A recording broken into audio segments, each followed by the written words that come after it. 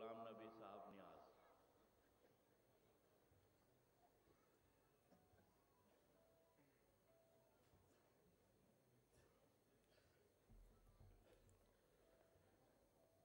اشہد ان لا الہ الا اللہ وحدہ لا شریک لہ واشہد ان محمدا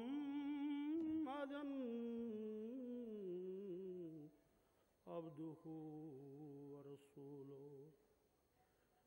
اما بعد فاعوذ باللہ السمیع العلیم من الشیطان الرجیم۔ بسم اللہ الرحمن الرحیم۔ تبارک الذی جعل فی السماء بروجا وجعل فیہا سراجا وقمرا منیرا۔ سورہ فرقان آیت 62۔ ترجمہ اس کا اس طرح ہے: بہت ہی بابرکت ہے وہ ذات جس نے آسمان میں برج یعنی ستارے بنائے اور اس میں چراغ یعنی سورج اور روشنی دینے والا چاند بنایا۔ سورہ احزاب آیت 47 میں اللہ تعالیٰ نے حضرت اقدس محمد مصطفیٰ صلی اللہ تعالیٰ علیہ وسلم کو بھی سراج منیرہ کہہ کر آپ کی شان کی مثال سورج سے دی ہے۔ دونوں آیات میں لفظ سراج کا استعمال اللہ تعالیٰ کی بلیغ حکمت پر مبنی ہے۔ آیات مبارکہ کی مثال دے کر اللہ تعالیٰ مومنین کو اس بات کا ادراک کرانا چاہتے ہیں کہ جس طرح ظاہری عالم میں چاند اور تارے سورج سے روشنی پا کر دنیا کو منور کرتے ہیں، بعین ہی روحانی عالم میں حضرت اقدس محمد رسول اللہ صلی اللہ علیہ وسلم کی ذات بابرکت ہے، جو فی ذات ہی تمام انوار کا ماخذ ہیں اور آپ کی ذات سے ہی اکتساب نور کر کے آئندہ اولیاء، اقطاب، غوث اور مجددین دنیا والوں کی روحانی تشنگی کو دور کرتے رہیں گے۔ ظاہری عالم کی مثال دے کر اللہ تعالیٰ یہ بتانا چاہتے ہیں کہ ایسا یقیناً ہوتا رہے گا۔ غرض جس طرح اللہ تعالیٰ نے ظاہری عالم میں شمس و قمر اور 12 برج بنائے ہیں، ٹھیک اسی طرح عالمی روحانی یا عالم باطنی میں حضرت اقدس محمد رسول اللہ صلی اللہ تعالیٰ علیہ وسلم کو سورج کی عظمت حاصل ہے، جس کے لیے روحانی خلت سے آرا چاند اور تارے مقدر تھے اور ہیں۔ ظاہری عالم میں جس طرح 14ویں کا چاند بہت زیادہ روشن، کامل اور پرنور ہوتا ہے، لیکن وہ اپنے اس نور کے لیے سورج کا محتاج ہے، بعین ہی باطنی عالم میں بھی 14ویں صدی کے مجدد کے لیے یہی مقدر تھا کہ وہ اپنی آن بان اور شان میں بہت زیادہ درخشاں اور پرعظمت ہو، مگر بائیں ہما وہ نور نبوی صلی اللہ علیہ وسلم کا مرہون وہ محتاج تھا۔ اللہ تعالیٰ نے حضرت اقدس محمد رسول اللہ صلی اللہ علیہ وسلم کو خاتم النبیین کے عظیم مقام اور تاج سے مرصع فرمایا ہے اور آپ پر کامل ترین شریعت، کامل کتاب قرآن حکیم کی صورت میں نازل فرمائی ہے اور آپ کے ذریعے سے ہی روحانی نظام کی تکمیل ہوئی ہے۔ لہذا آئندہ اسی نظام کے تابع علی قدر بساط و ظرف لوگ اکتساب نور کرتے رہیں گے۔ باقی سب نظام اب ماند پڑ چکے ہیں، اب صرف اور صرف غلامان مصطفیٰ صلی اللہ علیہ وسلم کے طفیل ہی دنیا کی اصلاح ہوگی۔ تبھی آپ نے اپنی امت کو خوشخبری سے نوازا ہے کہ اللہ تعالیٰ ہر صدی کے سر پر اس امت کے لیے مجددین کو بھیجتا رہے گا جو تجدید دین کرتے رہیں گے۔ آپ نے فرمایا ان اللہ یبعث لہذه الامت علی راس کل مئات سنۃ ما یجدد لها دینها، مشکات۔ اسی پر بس نہیں بلکہ ایک عظیم الشان مصلح کے آنے کا وعدہ بھی بئی الفاظ فرمایا ہے کہ وہ امت کیسے ہلاک ہو سکتی ہے جس کے شروع میں ہوں اور آخر میں مسیح موعود ہوں گے. کیف تہلک امت انا اولها و عیسی ابن مریم آخرها. آپ نے آنے والی مسیح کے بارے میں غیر مبہم الفاظ میں فرمایا ہے کہ لیسا بینی و بینہ نبی و انہ نازل، کہ میرے اور آنے والے مسیح موعود کے درمیان کوئی نبی نہیں اور وہ ضرور نازل ہوں گے. بات حضور نے صاف کر دی ہے کہ وہ جو مسیح موعود بن کر آ جائیں گے وہ نبی اللہ ہوں گے. بیان کردہ حدیث میں حضرت صلی اللہ علیہ وسلم نے جدھر امت کو خوشخبریوں سے سرفراز فرمایا ہے، ادھر اس بات کا بھی اظہار ہے کہ امت مسلمہ اپنی شامت اعمال کی وجہ سے قرآن و سنت سے انحراف کر کے خود ہی ہلاکت مول لے گی. چنانچہ عجیب اتفاق ہے کہ 19ویں صدی عیسوی کے اواخر اور 13ویں صدی ہجری کے شروع سے ہی مسلمانوں کی حالت دیگرگوں ہونے لگی. اسلام دوری اور مادہ پرستی نے ان کو تنزل اور انحطاط کا شکار بنایا. اسلام کو جسد قاصد سمجھ کر تمام مذاہب کے لوگ اس پر ٹوٹ پڑے. علماء کہلانے والے اپنی غلط تفسیرات، تشریحات اور تعویلات کی وجہ سے دشمنان اسلام کے حملوں کا تاب نہ لا سکے. چنانچہ انہوں نے معذرت خواہانہ رویہ اپنایا. نتیجتاً ہزاروں مسلمان، امیر ہو یا غریب، علماء ہو یا غیر، دوسرے مذاہب اور فلسفوں کا شکار ہو گئے. عیسائی پادریوں نے خصوصاً اپنی حکومتوں کی پشت پناہی میں مختلف قسم کی حکمت عملی اپنائی، جس میں تثلیث پرستی کو دوام بخشنا اور اپنی حکومت کو حد استطاعت تک مضبوط کرنا بھی شامل تھا. اور ان کے حوصلے اس قدر بلند تھے کہ وہ خانہ کعبہ پر بھی تثلیث کا جھنڈا گاڑنے کی فکر کرنے لگے تھے. ادھر مسلمانوں کی علمی کمائیگی نے ان کو اس قسم کے حوصلوں کو پروان چڑھنے کی راہداری عطا کی تھی. مسلمانوں کی سلطنتیں یکے بعد دیگرے ان کے ہاتھوں سے نکلتی گئیں. سیاسی اور مذہبی تنزل عروج پر تھا. دشمنوں نے تمام تر وسائل بروئے کار لائے اور مادی فلسفہ نے دہریت کو جنم دیا. دہریت نے مذہب بیزاری اور خدا دوری کو تقویت بخشی. نتیجتاً بیہودہ اور زہریلا لٹریچر وجود میں لایا گیا. اسلام کے خلاف جس قدر بھی ریشہ دوانیاں اور افطرا پردازیاں ہو سکتی تھی وہ کی گئیں. ایسے وقت میں اگر کوئی رنجیدہ خاطر مسلمان اس صورتحال کا تدارک کرنے کا ملتجی بن کر اپنے علماء کے پاس جاتا تو حنابلہ کی طرح اس کو یہ کہہ کر مایوس کر دیا جاتا کہ الکیف مجہول والسوال بدعت، کہ کیفیت معلوم نہیں اور سوال کرنا بدعت ہے. اور اگر وہ مطمئن ہوتا اور تسلی کرنا چاہتا تو تکفیر کے توپ کا شکار ہو جاتا.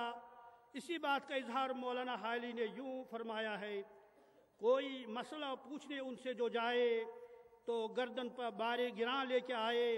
اگر بدنصیبی سے شک اس میں لائے تو قطعی خطاب اہل دوزخ کا پائے. اگر اعتراض اس کی نکلا زبان سے تو آنا سلامت ہے دشوار وہاں سے.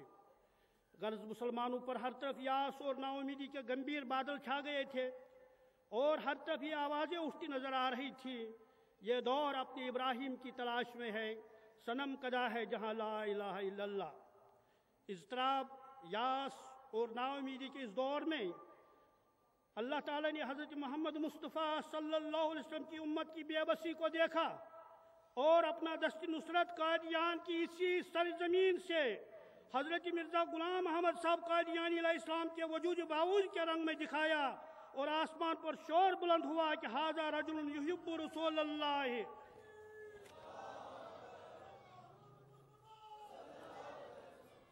آپ نے اسلام کے تئیں مسلمانوں کی بے رغبتی اور خوابی غفلت کو محسوس کیا اور بے چین و بے قرار ہو کر یوں اپنے درد کا اظہار کیا: ہر طرف کفرس جوشاں ہم چو افواج یزید، دین حق بیمار بے کس ہم چو زین العابدین.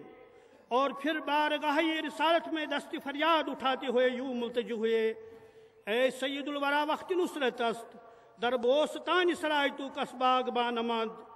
یہ وہ درد بری آہیں تھی اور دعائیں تھیں جنہوں نے عرش الہی کو ہلایا اور رحمت باری جوش میں آئی اور اپنے محبوب بندے محمد مصطفیٰ صلی اللہ علیہ وسلم کے عاشق صادق اور کشتی اسلام کی اس ناخدا کو یوں ارشاد ملا، اٹھ کہ میں نے تجھے اس زمانے میں اسلام کی حجت پوری کرنے کے لیے اور اسلامی سچائیوں کو دنیا میں پھیلانے کے لیے اور ایمان کو زندہ اور قوی کرنے کے لیے چنا۔ تریاق القلوب۔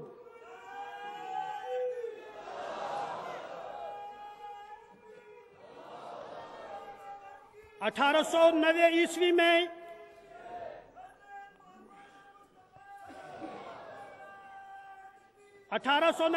میں اللہ تعالیٰ نے آپ کو مخاطب کرتے ہوئے فرمایا، مسیح ابن مریم رسول اللہ فوت ہو چکا ہے اور اس کے رنگ میں ہو کر وعدہ کے موافق تو آیا ہے، وَكَانَ وَعْدُ اللَّهِ مَفْعُولًا۔ تذکرہ۔ اللہ تعالیٰ سے اس دن پاتے ہی آپ نے باطل قوتوں اور طاقتوں کو للکارا اور سینہ سپر ہو کر اسلام اور بانی اسلام سیدنا حضرت اقدس محمد مصطفیٰ صلی اللہ علیہ وسلم کے زندہ و تابندہ ہونے کے ناقابل تردید و تنسیخ دلائل دیے۔ آپ نے معذرت خانہ انداز اپنانے کے بجائے مخالفین اسلام کے تمام اعتراضات اور توہمات کے ایسے دندان شکن جوابات دیے کہ ان کا جھوٹا بھرم اور طلسم ہوا میں بکھر گیا۔ آپ کے تجدیدی کارناموں کو دیکھ کر روحانی بصیرت رکھنے والے ماہی بے آب بن کر بے ساختہ کہہ اٹھے، ہم مریضوں کی ہے تم پر نظر، تم مسیحا بنو خدا کے لیے۔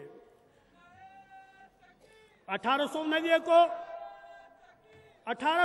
کو خلت مسیحیت سے معمور ہو کر 1890 کو خلت مسیحیت سے معمور ہو کر آپ نے اپنی فرض منصبی کے تحت ان تمام غلط اعتقادات اور تصورات کی تصحیح کی جو عیسائیوں اور مسلمانوں نے حضرت عیسیٰ کی طرف منسوب کر رکھے تھے۔ آپ نے دجال اور یاجوج ماجوج کی حقیقت سے بھی لوگوں کو آگاہ فرمایا۔ اسی طرح آپ نے اس بات کی بھی وضاحت فرمائی کہ مسیح اور مہدی دراصل ایک ہی وجود کے دو نام ہیں اور دو ناموں سے یاد کرنا دراصل ان کے ان عظیم تر مقاصد اور کاموں کا اظہار ہے جس کے لیے ان کو مبعوث ہونا تھا یا اب مبعوث ہوئے ہیں۔ چنانچہ آپ نے کلمی جہاد کا ایسا ناقابل تسخیر حق ادا کیا جس کا اعتراف آپ کے مخالفین کو بھی کرنا پڑا۔ چنانچہ سید حبیب صاحب اپنی مخالفانہ کتاب تحریک قادیان 310 پر یوں لکھتے ہیں، مسلمانوں کو بہکانے کے لیے عیسائی اسلام اور اس کے بانی پر بے پناہ حملے کر رہے تھے جن کا جواب دینے والا کوئی نہ تھا۔ آخر مرزا غلام احمد میدان میں اترے اور پادریوں اور آریہ اپدیشکوں کے مقابلے میں سینہ سپر ہوئے۔ مجھے یہ کہنے میں ذرا باک نہیں کہ مرزا صاحب نے مخالفین کے دانت کھٹے کیے۔ وہ ایسے زمانے میں پیدا ہوئے جب اسلام مسیح اور آریہ مبلغین کے طعن و تشنیع کا مورد بنا ہوا تھا۔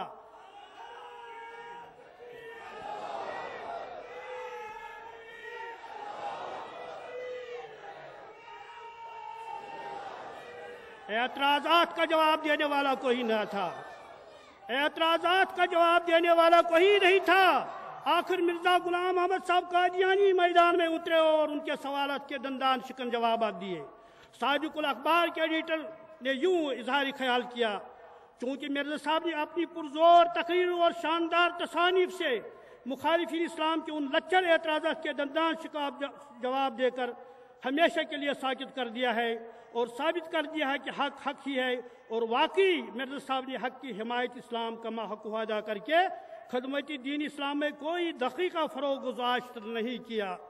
یہ ہے تاثرات ان کے جو ہماری جماعت سے وابستہ نہیں ہے، لیکن حق حق ہے، حق کو دبایا نہیں جا سکتا، حق تو زبان پر آ ہی جاتا ہے، نو کی قلم پر آ ہی جاتا ہے، وہ لکھنا ہی پڑتا ہے، اور وہ لکھ گئے اور ہمیشہ کے لیے شہادت چھوڑ گئے۔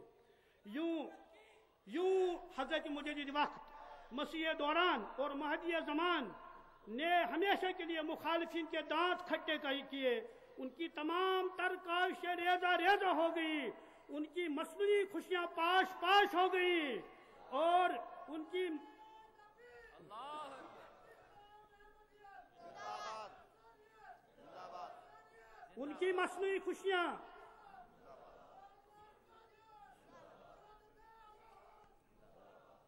مصنوعی خوشیاں پاش پاش ہو گئی، اور نوبت بئی جا رسید کہ وہ اپنے گھروں کی باڑ بندی کرنے لگے۔ اس سلسلے میں ہالینڈ کے ایک اخبار کا یہ حوالہ چشم کشا ہے۔ اخبار لکھتا ہے، یورپ کا نوجوان طبقہ عیسائیت سے بیزار ہو رہا ہے اور اس کے نتیجے میں وہ کسی بھی دوسری چیز کو قبول کرنے کے لیے آمادہ ہو جاتا ہے۔ दूसरी तरफ इस्लाम यूरोप में इत्तेहाद का अलम लिए हुए है और ये नौजवान उधर माइल हो रहे हैं। इस मैलान को रोकने और इस तबलीग के असरात को दूर करने के लिए जिसका सबसे ताकतवर इंजन जमात अहमदिया है, हमें उसकी राह में एक मजबूत सतून गाड़ना होगा। सबसे ताकतवर इंजन जमात अहमदिया है, हमने उनकी राह में एक मजबूत सतून गाड़ना होगा। अब अंदाज़ा लगाइए मौजूदीन, मौजूद सामीन किराम,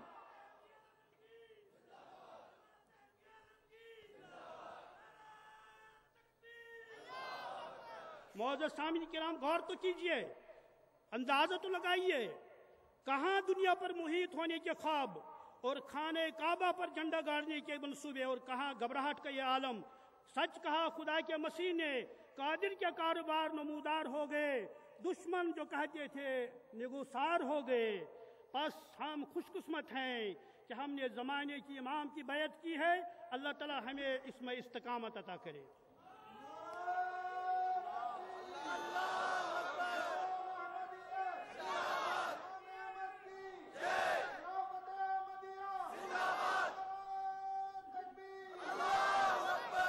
ये अजीब इत्तेफाक है, जिस तरह मैंने मजमून को तरतीब देने की कोशिश की है और मोहम्मद मुस्तफ़ा सल्लल्लाहु अलैहि वसल्लम को खुदा ने जो खुद सूरज कहा है कुरान मजीद में, और उसी मजमून को तरतीब देते हुए मैंने तरतीब तो दिया था। ये आज अखबार मुझे मिला, मेरे अजीज़ों ने मुझे अखबार दे दिया, ये 15 दिसंबर का है। इसमें लिखा है, ये तो ला हेरल्ड लीगल न्यूज़ पेपर 15 दिसंबर का है। Spanish women claims ownership of the sun. Spain की औरत ने सूरज पर अपनी हुकूक का इजहार कर दिया है, क्लेम कर दिया है। खैर ये वहाँ होगा कोई आइन, उन्होंने कहा सूरज मेरा है। अब जो भी रिसर्च करना चाहिए उसको मुझे रकम देनी होगी, लेकिन उसने इंसाफ से थोड़ा काम ले लिया है। लेकिन मजलिस तहफ़्फ़ुज़ खत्म नबूवत वाले इंसाफ से काम नहीं ले रहे हैं। इसने इंसाफ से यह काम लिया है कि मैं सिर्फ 10% आमदनी का अपने पास रखूंगी, लेकिन मजलिस तहफ़्फ़ुज़ खत्म नबूवत उनके कहने के मुताबिक सब रकम खुद ही हड़प कर जाते हैं। या लजब। मोअज़्ज़ज़ हज़रात, सैयदना हज़रत मसीह मौऊद इस्लाम की दुआवी का एक सरसरी जायज़ा आपने समाअत फरमाया। बुनियादी तौर पर आपका दावा मसीह मऊद और महदी मऊद का है, लेकिन साथ ही आपने बड़ी इसरार और तकरार और बड़ी वजाहतों के साथ अपने नबी होने का भी ऐलान किया।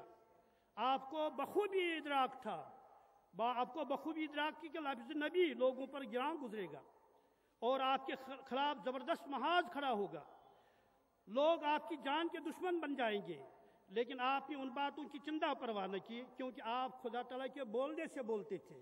इसलिए खुद तो नहीं बोलते थे, जो खुदा की तरफ से होता है वो खुदा की तरफ से बताई हुई बातों पर ही अमल करता है। आपने उसकी परवाह न की। आप ता वक्त सऊद अपने मौक़िफ़ पर कायम रहे और ख़त्म नबूवत की हकीकत से लोगों को आशना करते रहे। चूँकि आप बतौर हक़ अदल बनकर आए थे, लिहाजा जिधर आपने मुसलमानों और दूसरे मज़ाहिब के लोगों में राइज गलत बातों का तदारुक फरमाया, उधर ख़त्म नबूवत के हकीकी मानू से भी मुसलमानों को रोशनास कराया। यह आपका फ़र्ज़ मनसबी था। आप फरमाते हैं, अगर ये कहा जाए कि हज़रत सल्लल्लाहु अलैहि वसल्लम तो ख़ातमुन नबिय्यीन हैं, फिर आपके बाद और नबी किस तरह आ सकता है? इसका जवाब यही है कि बेशक इस तरह से तो कोई नबी नया हो या पुराना नहीं आ सकता। जिस तरह से आप लोग हज़रत ईसा अलैहिस्सलाम को आखिरी ज़माने में उतारते हैं और फिर इस हालत में उनको नबी भी मानते हैं, बल्कि 40 बरस तक सिलसिला वही नबूवत का जारी रहना और ज़माने हज़रत सल्लल्लाहु अलैहि वसल्लम से बढ़ जाना आप लोगों का अक़ीदा है। बेशक ऐसा अक़ीदा तो मासियत है, यानी ऐसा अक़ीदा रखना गुनाह है। इस तरह का कोई नया नबी या पुराना नबी नहीं आ सकता। आपने फरमाया हमारा ईमान है, ये एक गलती का इजाला का हवाला है। आपने फरमाया हमारा ईमान है कि आखिरी किताब और आखिरी शरीयत कुरान है और बाद इसके क़यामत तक इन मानू से कोई नबी नहीं है जो साहिबी शरीयत हो या बिला वास्ता मुताबिक हज़रत सल्लल्लाहु अलैहि वसल्लम वही पा सकता हो। रेव्यू बर मुबसा बटालवी और चगड़ालवी। फिर फरमाया अगर मैं हज़रत सल्लल्लाहु अलैहि वसल्लम की उम्मत न होता और आपकी पैरवी न करता, तो अगर दुनिया के तमाम पहाड़ों के बराबर मेरे अमाल होते, तो फिर भी यह शर्फ मुकालमा मुखातबा हरगिज़ न पाता, क्योंकि अब बजुज़ मोहम्मदी नबूवत के सब नबूवतें बंद है। शरीयत वाला नबी कोई नहीं आ सकता और बगैर शरीयत के नबी हो सकता है। मगर वही जो पहले उम्मती हो, तजल्लियात इलाहिया। बस आपने ख़त्म नबूवत के सही मफाहिम और मतालिब को कुरान हकीम, अहादीस नबविया और अक़वाल बुज़ुर्गान के तनाजुर में वाज़ह किया, और उसी तनाजुर में अपने आप को नबी कहा है जो अल्लाह ताला के हुक्म से था। आपने वाज़ह किया कि ख़त्म नबूवत के माने बकुली नबूवत बंद होने के नहीं है, बल्कि वो इन मानों में है कि अंबिया साबिक़ का सिलसिला और दौर अब ख़त्म हो गया है। अब सिर्फ़ और सिर्फ हज़रत सल्लल्लाहु अलैहि वसल्लम का फैज़ जारी है, और आपके कामिल मुत्तबीन के लिए आला से आला रूहानी मुकाम हासिल करना महल नहीं बल्कि मुमकिन है। जैसा कि कुतुबुल अक़ताब हज़रत इमाम रब्बानी मुजद्दिद अल-अफ़सानी शेख अहमद साहब सरहिंदी फरमाते हैं कि ख़त्म रसूल हज़रत मोहम्मद मुस्तफ़ा सल्लल्लाहु अलैहि वसल्लम की बासत के बाद आपके मुत्तबीन का आपकी पैरवी और वारिस के तौर पर कमालात नबूवत का हासिल करना आपके ख़ातम रसूल होने के मुनाफी नहीं। लिहाजा ए मुखातिब, तू शक करने वालों में से न हो। अल्लाह ताला ने भी कुरान हकीम में हज़रत सल्लल्लाहु अलैहि वसल्लम की इताअत को ऐसा अक्सर बताया है कि आपके कामिल मुत्तबीन को इनाम याफ्ता गिरोह में शामिल होने का वादा दिया है। फरमाया वमन युतिअल्लाह व रसूल फउलाइका मअल्लज़ीना अनअमल्लाहु अलैहिम मिनन नबिय्यीन व सिद्दीक़ीन व शुहदाए व सालिहीन व हसुन उलाइका रफ़ीक़ा। सूरह निसा रुकू 9। यानी जो लोग अल्लाह और रसूल की इताअत करेंगे वो उन लोगों में शामिल होंगे जिनको अल्लाह ताला ने नबूवत, सिद्दीक़ियत, शहादत और सालिहत के इनामात से नवाजा है। कहा जाता है कि यहाँ लफ्ज़ माँ आया है जिसके माने नबियों के साथ होने के हैं, न कि मुकाम नबूवत पाने के। बिलाशुबा माँ साथ के मानों में भी आता है, लेकिन ये मिन के माने भी देता है, और यहाँ अल्लाह ताला को यही मतलूब है। वरना हज़रत अक़दस मोहम्मद रसूलुल्लाह के बारे में यही कहा जाएगा कि आपका फैज़ जारी नहीं है बल्कि फैज़ बंद है। चनाच अक्सर साबिक़ा मुफस्सिरीन ने मिन के मानों को ही तरजीह दी है। तफसीर फ़तहुल अज़ीज़ में इस आयत की तफसीर यूँ बयान की गई है, हर के इताअत खुदा व रसूल बजा अर्द बगुफ्ता हर दो अमल कुनद बस ओ राही हमराही कसानी मीरावद कि इनाम करदास अल्लाह ताला बर आहा चार फ़िरका अंबिया व सिद्दीक़ा व शहीदा व सालिहा। यहाँ साहिब तफसीर यह बयान फरमाते हैं कि जिस दर्जे की इताअत होगी उसी दर्जे के इनाम याफ्ता शख्स का साथ हासिल होगा, यानी सिद्दीक़ीन के साथ, शहीद शुहदा के साथ और सालिहीन के साथ, और नबी अंबिया के साथ। अगर नबी नहीं आता तो नबी किसके साथ मिल जाता? कैसे कौन सा नबी? साबिक़ा अंबिया मुराद नहीं है इनका। तफसीर रूहुल बयान में यूँ इजहार है, इस आयत में तंबीह है कि इंसान को चाहिए कि वो मर्तबा सलाहियत से पीछे न हटे बल्कि सलाहियत की तकमील में हत्तुल इम्कान कोशा रहे, फिर तरक्की करके शहादत को हासिल करे, इसी तरह सिद्दीक़ियत के मर्तबा को पाए। अब सिद्दीक़ियत और नबूवत के दरमियान कोई वास्ता नहीं, आगे मैदान खुला है। मुराद ये कि हज़रत अक़दस मोहम्मद मुस्तफ़ा सल्लल्लाहु अलैहि वसल्लम की क़ुव्वत क़ुदसिया इस कदर फैज़ रसां है कि आपकी मोहब्बत में गर्क हर शख्स अला कदर बिसात फैज़याब होता रहेगा। और इसी बात का इजहार मौलाना रूमी ने इस तरह फरमाया है, बहर ई ख़ातम शुद अस्तूब की जूद मिसलो नई बूद नई खाहंद बूद। यानी हज़रत सल्लल्लाहु अलैहि वसल्लम इन मानों में ख़ातम है कि बख्शिश में ना आपके बराबर कोई हुआ न होगा। गर्ज हर रूहानी मकाम हज़रत सल्लल्लाहु अलैहि वसल्लम के वास्ते से मुमकिनुल हसूल है। हर खैर आपके दर अक़दस से मिलती है। यह वो मुकाम है जिसकी निशानदही हज़रत मसीह मौऊद अलैहिस्सलाम ने की है। आपने हमें मोहब्बत की उन राहों पर चलने का हौसला दिया। आपने हमारे जहनों में यह बात राशिक कर दी कि आपका मुकाम व मर्तबा बाज खुदा सबसे अफजल व अकरम है, और आपकी ग़ुलामी का शर्फ हफ़ तकरीम की बादशाहत से बेहतर है। आप फरमाते हैं, अगर कोई शख्स बग़ैर मुताबित रसूल के किसी अफाज़ा का मुदी हो तो वो इंसान नहीं बल्कि ज़ुर्रियत शैतान है। खुदा के मुकालमात और मुखातबात का शर्फ भी जिससे हम उस खुदा का चेहरा देखते हैं उसी बुज़ुर्ग नबी के ज़रिए हमें मुयस्सर आया है। उस आफ़ताब की शाह धूप की तरह हम पर पड़ती है, और उसी वक्त तक हम मुनव्वर रह सकते हैं जब तक उसके मुकाबल खड़े हैं हकीकतुल वही। अब इम्कान नबूवत और ज़िली नबूवत ये तो चूँकि जब तक हम नबी अकरम सल्लल्लाहु अलैहि वसल्लम से फैज़ हासिल करते रहेंगे, आफ़ताब है आप, आफ़ताब के सामने हम खड़े रहेंगे और वो नूर नबूवत हम पर पड़ता रहेगा। ये मुराद हज़रत अक़दस मसीह मऊद अलैहिस्सलाम की।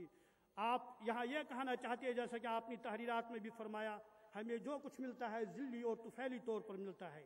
ذلی نبوت کی تشریح کرتی ہوئے بانی دارالعلوم دیوبند مولانا محمد قاسم صاحب نانوتوی رحمۃ اللہ علیہ فرماتے ہیں، لفظ خاتم النبیین سے یہ بات بالیقین سمجھنی ضرور ہے کہ عالم میں اس زمین میں کوئی نبی ہو یا کسی اور زمین میں، سب آفتاب ذات محمدی صلی اللہ علیہ وسلم سے اسی طرح مستفید ہے جیسے آفتاب سے آئینہ۔ عکس آفتاب جو آئینہ میں ہوتا ہے ہو بہو آفتاب کے مشابہ ہوتا ہے، اور پھر سب جانتے ہیں کہ آفتاب اصل ہے اور عکس آفتاب اس کا پرتو۔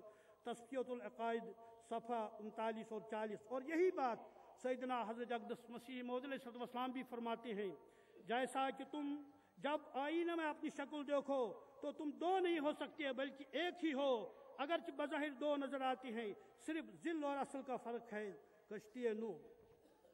اس زمین میں کوئی نبی ہو یا کسی اور زمین میں، مولانا قاسم صاحب کا امکان نبوت کے قائل ہیں۔ ہاں اس قدر فرماتے ہیں وہ حضرت صلی اللہ علیہ وسلم کے پرتو ہوں گے۔ یہی بات حضرت مسیح موعود علیہ السلام نے بھی فرمائی ہے۔ خدا کرے یہ لوگ سمجھ جائیں تاکہ ان کو حقیقت کا پتہ لگ جائے۔ مولانا رومی مثنوی میں فرماتے ہیں، دو مگو دو مداں وہ دو مخاں بندر در خواج خود مہوداں، یعنی نبی اکرم صلی اللہ تعالی وسلم اور مسیح موعود جو آنے والے تھے یہ دو نہیں ہیں بلکہ ایک ہے، ذل اور اصل کا فرق ہے۔ غلام کو اپنے آقا میں محو جانو۔ حضرت صلی اللہ علیہ وسلم کا عظیم المثال مقام مولوی محمد شفیع صاحب دیوبندی فرماتے ہیں، حضرت صلی اللہ علیہ وسلم کا عظیم المثال مقامی خاتم النبیین اپنے بے نظیر فیضان اور تاثیرات قدسیہ کے بغیر تصور میں ہی نہیں آ سکتا، کیونکہ یہ مقام جس خالق کی کائنات نے سلسلہ انبیاء میں صرف آپ کو عطا فرمایا ہے، اسی نے شب معراج میں یہ بھی انکشاف فرما دیا ہے کہ جعلنا کا فاتحن و خاتمن النبراز معقول ختم نبوت کامل صفحہ 268۔ معزز سامعین کرام،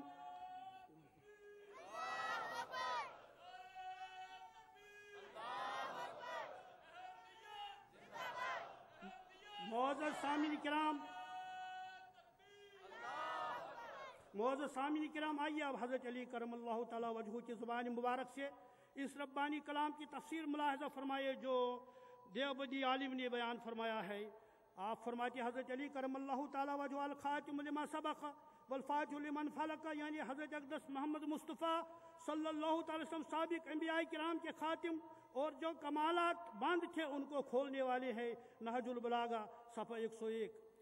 آپ کی زبان مبارک سے مسند احمد میں درج حدیث اس طرح آئی ہے، قال علی انی لمرا زمانا خیر العامل من زمانکم ھذا الا ان یکون زمان ما نبی۔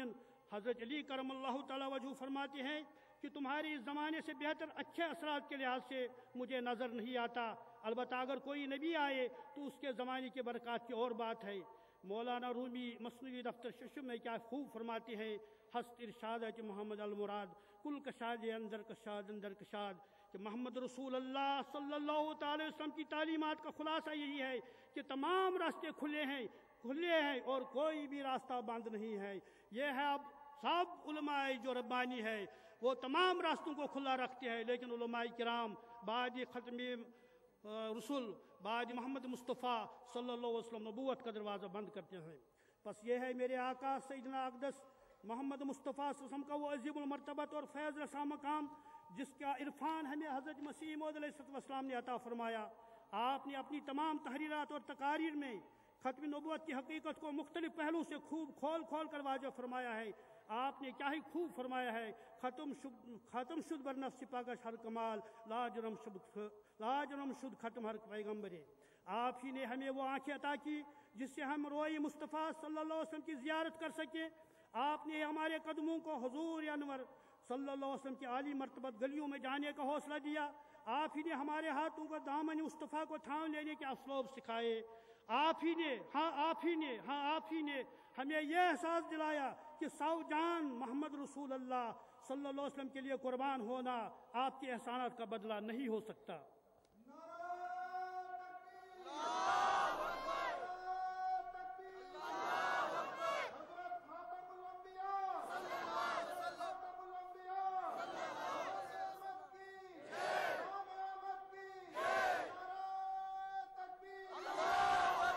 ہمیں فخر ہے کہ ہمارے رہنما نے ہمیں حضرت اقدس محمد رسولullah صلی اللہ علیہ وسلم کا عرفان عطا کیا اور فرمایا کہ بعد خدا آپ کا ہی وجود قابل ستائش ہے۔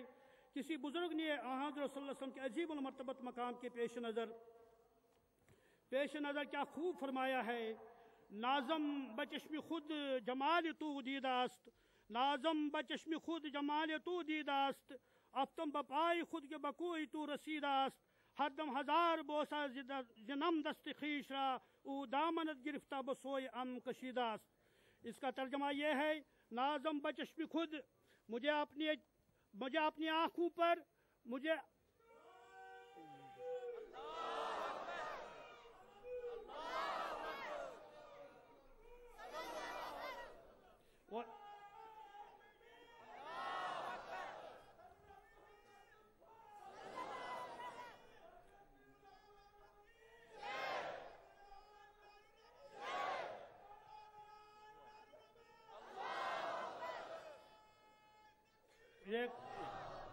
یہ بزرگ فرماتے ہیں، نازم بچشم خود جمال تو دیداست، میرے آقا میرے محبوب ہمیں تو یہ راستے مسیح موعود نے بتا دیے ہیں، جیسا کہ میں نے عرض کر دیا ہے کہ یہ بزرگ فرماتے ہیں مجھے اپنی آنکھوں پر ناز ہے، اپنی آنکھوں پر ناز ہے، اس لیے نہیں کہ میری آنکھیں ہیں، نہیں ہرگز نہیں، اس غرض سے نہیں، بلکہ اس لیے مجھے اپنی آنکھوں پر ناز ہے کہ وہ روئی مصطفیٰ کو دیکھتی ہیں، وہ روئی مصطفیٰ کو دیکھ کر زندہ و تابندہ ہو جاتی ہے۔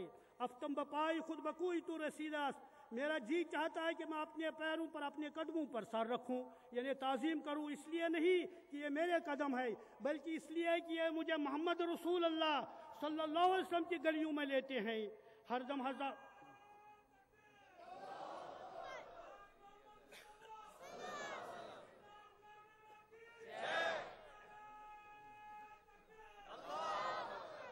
ہزار بوسا جنم دست خیش را، میرا جی چاہتا ہے کہ میں اپنے ہاتھوں کو 1000 بار چوموں، اس لیے نہیں کہ یہ میرے ہاتھ ہے، نہیں ایسی کوئی بات نہیں، بلکہ اس لیے او دامنت گفتہ بسوئے ام کشیداست، یعنی ہاتھوں نے اس لیے میں چومنا چاہتا ہوں 1000 بار، کیونکہ یا رسول اللہ میرے ہاتھوں نے تیرے دامن کو پکڑا ہوا ہے اور مجھے تیری طرف کشا لے جاتے ہیں۔ اور یہی تعلیم ہمارے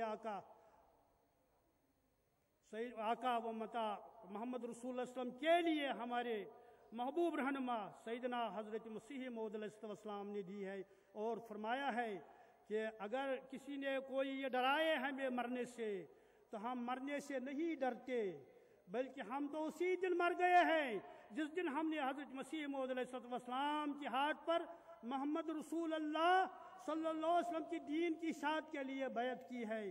وآخر دعوانا ان الحمدللہ رب العالمین۔